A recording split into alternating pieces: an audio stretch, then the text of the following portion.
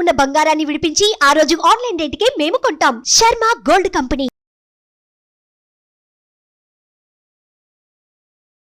నమస్కారం, సుమన్ టీవీకి స్వాగతం. జూలై మాసంలో ద్వాదశ రాశుల వారికి ఎలా ఉండనుంది, ఏ గ్రహాలు ఏ రాశుల వారికి అనుకూలిస్తున్నాయి, అలాగే ఏ గ్రహాలు అనుకూలించటం లేదు, వాటి వల్ల ఎటువంటి ఫలితాలు ఏర్పడనున్నాయి, ఈ విషయాలను తెలియజేసేందుకు మనతో పాటు ఉన్నారు ప్రముఖ జ్యోతిష్య శాస్త్ర పండితులు బ్రహ్మశ్రీ నందిబట్ల శ్రీహరి శర్మ గారు. గురుగారు నమస్కారం. వాగర్థ వివ సంపృక్తౌ వాగర్థ ప్రతిపత్తయే జగతఃపితరౌ వందే పార్వతీ పరమేశ్వరౌ. సదాశివసమారంభాం శంకరాచార్య మధ్యమాం అస్మదాచార్య పర్యంతం వందే గురుపరంపరాం. ఆదిత్యాయ చ సోమాయ మంగళాయ బుధాయ చ గురుశుక్ర శనిభ్యశ్చ రాహవే కేతవే నమః. గురుగారు, కన్యా రాశి వారికి జూలై మాసంలో ఎలా ఉండబోతుంది, వాళ్ళకి గ్రహ స్థితిగతులు ఎట్లా అనుకూలిస్తున్నాయి? కన్యా రాశిలో జన్మించినటువంటి వారికి గ్రహాల యొక్క స్థితిగతి చూసుకున్నట్లయితే నవమ స్థానంలో గురు సంచారము, రాశిలో కేతువు, సప్తమంలో రాహు, షష్టమందు శని భగవానుడు, అలాగే అష్టమ స్థానమందు కుజుడు. ఇక ఈ కుజుడు 12వ తారీఖు నుంచి నవమ స్థానంలోకి కుజ సంచార ప్రభావము, అలాగే శుక్రుడు రవి దశమ స్థానంలో, శుక్రుడు 6వ తారీఖు నుంచి లాభస్థానంలోకి ప్రవేశం, అలాగే బుధుడు 19వ తారీఖు నుంచి లాభస్థానంలో, రవి కూడా 16వ తారీఖు నుంచి లాభస్థానంలో విశేషించి సంచార గ్రహ ప్రభావం. వెరసి చూసినట్లయితే అనుకూలము ప్రతికూలము రెండూ కూడా సమంగా ఉన్నాయని చెప్పవచ్చు. ఏది ఏమైనప్పటికీ కూడా గురువు యొక్క అనుగ్రహం సంపూర్ణంగా ఉండడం చేత అనుకున్న పనులు ఆలస్యమైనప్పటికీ కూడాను పూర్తి చేసుకుంటారు. కాకపోతే ఈ యొక్క కన్యా రాశిలో జన్మించినటువంటి వారికి శని వక్రగతిన షష్టమ స్థానమందు సంచారం చేస్తున్నటువంటి ఈ కారణం చేత ఇప్పటి వరకు నువ్వా నేనా అన్నట్టు పోరాట పటిమతో ప్రయత్నం చేసి ఉన్నటువంటి ఈ కన్యా రాశి వాళ్ళు ఇక పోరాటానికి మించినటువంటి ప్రయత్నం చేస్తేనే శుభ ఫలితాలు పొందుతారు.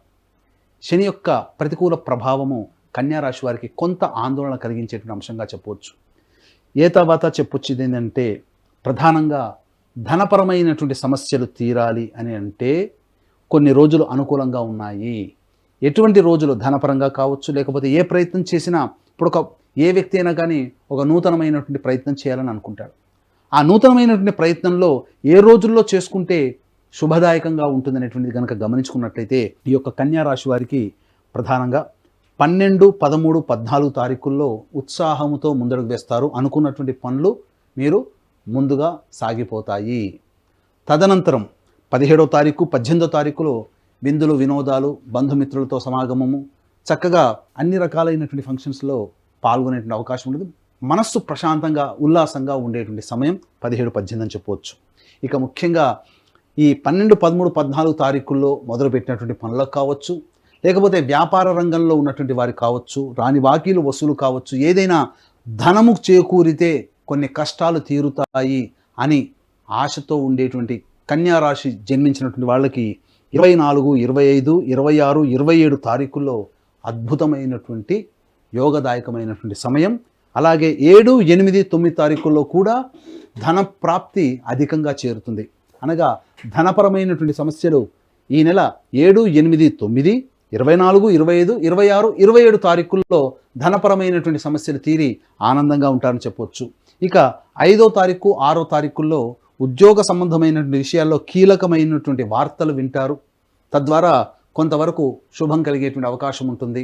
అలాగే బదిలీలకు సంబంధించిన ప్రయత్నాలన్నీ కూడా కొలిక్కి వస్తాయి. ఏ తర్వాత ఈ చెప్పినటువంటి విధానంలో ఈ యొక్క తేదీల్లో గనక మీ యొక్క కార్యాచరణ గనక పెట్టుకున్నట్లయితే తప్పకుండా మీకు సంతోషం కలిగించే వార్తలే ఈ నెలలో ఎక్కువగా వింటారని చెప్పవచ్చు. మరి సంతోషమేనా? ప్రతికూలతలు ఉండవా? ప్రతి మనిషికి ఉంటాయి. పగలు తర్వాత రాత్రి ఎలాగో మనిషికి మంచి జరిగినప్పుడు చెడు కూడా వెన్నంటే ఉంటుంది, చెడు వెన్నంటే మంచి కూడా ఉంటుంది. కాబట్టి ఎటువంటి రోజుల్లో ఈ యొక్క కన్యా రాశిలో జన్మించినటువంటి వారు జాగ్రత్తలు పాటించాలి అని అంటే 15, 16 తారీఖుల్లో ధన వ్యయం అధికంగా అయ్యేటువంటి అవకాశం ఉంటుంది. మీరు ఊహించిన దానికంటే ఎక్కువగా ధన వ్యయం అయ్యేటువంటి అవకాశం ఉంటుంది. కుటుంబంలో కొంత ప్రశాంతత లోపిస్తుంది. కుటుంబ సంబంధమైనటువంటి వ్యక్తులతో కలహాలు వచ్చే అవకాశం ఉంటుంది. కాబట్టి ఆ 15, 16 తారీఖుల్లో జాగ్రత్తలు పాటించాలి.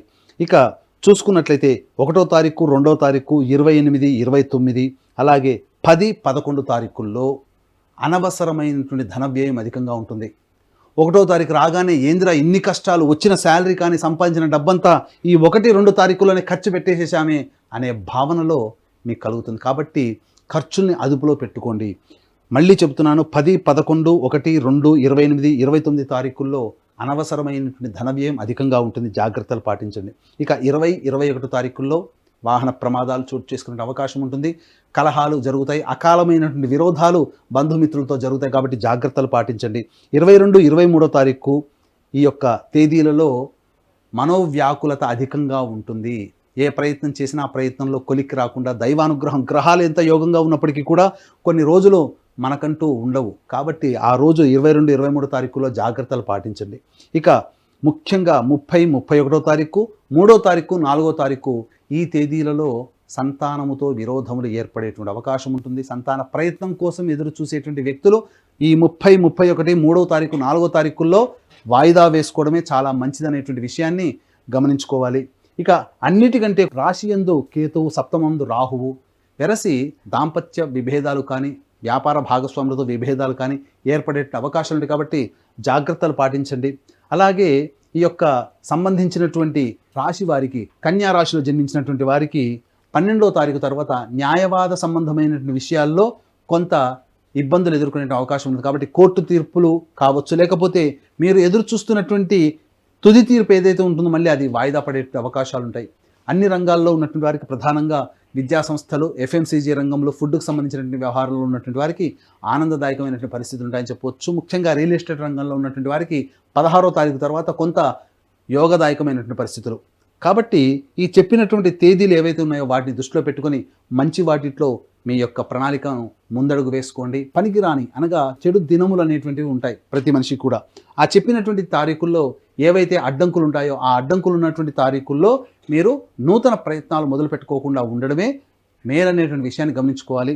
అలాగే తర్వాత ప్రతికూలత కూడా కొంత ఎక్కువగా ఉన్నటువంటి కారణం చేత ఈ యొక్క కన్యా రాశిలో జన్మించినటువంటి వారికి దైవానుగ్రహం తప్పనిసరి.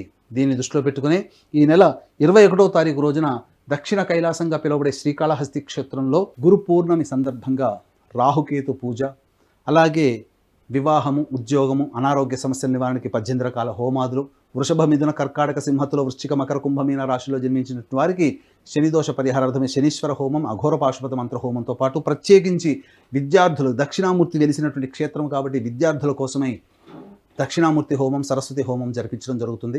కేవలం 1500 రూపాయలకి మీ గోతనామాలతో జరిపించడం జరుగుతుంది. అలాగే మా పీఠం ఆధ్వర్యంలో సంవత్సరం పొడుగుతా జరిగేటువంటి హోమాదుల్లో మీ యొక్క కుటుంబ సభ్యుల గోతనామాలు నమోదు చేసుకోవచ్చు. ఈ యొక్క గురు పౌర్ణమి సందర్భంగా చేసేటువంటివి కేవలం కొద్ది మందికి మాత్రమే ప్రవేశము, కాబట్టి దీన్ని దృష్టిలో పెట్టుకొని అవకాశం ఉన్న వాళ్ళు కార్యక్రమ తదనంతరం కాంటాక్ట్ చేసి పూర్తి వివరాలు తెలుసుకోవచ్చు. గురుగారు, మరి ఇంకా ఎటువంటి పరిహారాన్ని పాటించుకోవాలి, ఏ దైవారాధన చేసుకోవాలి? వీళ్ళు దైవానుగ్రహం కావాలి అని అన్నారు కదా. ప్రధానంగా ఈ కన్యా రాశిలో జన్మించినటువంటి వారికి రాహుకేతులు ప్రధానమైనటువంటి ప్రతికూలతలు, రవి మరియు శుక్రుడు, బుధుడు కూడా ప్రతికూలమైనటువంటి గ్రహాలుగా ఉన్నాయి, కాబట్టి నవగ్రహాల యొక్క అనుగ్రహం సంపూర్ణంగా కావలసిందే.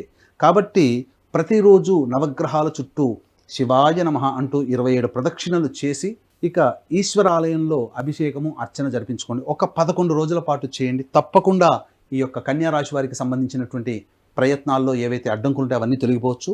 మరి ఒక్కసారి చెబుతున్నాను, పనికిరాని రోజులు, అనుకూలత లేని రోజులు ఈ యొక్క కన్యా రాశిలో జన్మించినటువంటి వారికి ప్రధానంగా 1వ తారీఖు, 2వ తారీఖు, 28, 29, 10, 11 తారీఖుల్లో అనుకూలత ఉండదు. ఈ యొక్క సమయం అంతా మనోవ్యాకులత ఎక్కువగా ఉంటుంది. 15, 16 తారీఖుల్లో కూడా ధన వ్యయం అధికంగా ఉంటుంది. కాబట్టి ఈ సమయాల్లో ఈ చెప్పినటువంటి తేదీల్లో ముఖ్యమైనటువంటి పనులు వాయిదా వేసుకోవాలి. అలాగే డబ్బులు అప్పుగా ఎవరికి కూడాను ఈ చెప్పినటువంటి తేదీలో ఇవ్వకూడదని విషయాన్ని కన్యా రాశి వారు గమనించుకోవాలి. గురుగారు, కన్యా రాశి వారు ఈ జూలై మాసంలోని నవగ్రహాల అనుకూలత కోసం ఎటువంటి పరిహారాన్ని పాటించుకోవాలి? విషయాన్ని తెలియజేసినందుకు ధన్యవాదాలు. సర్వం శ్రీ ఉమామహేశ్వర పరబ్రహ్మార్పణమస్తు. సుమన్ టీవీలో మీ పర్సనల్ అండ్ బిజినెస్ ప్రమోషన్స్ కోసం కింది నెంబర్కి కాంటాక్ట్ చేయండి.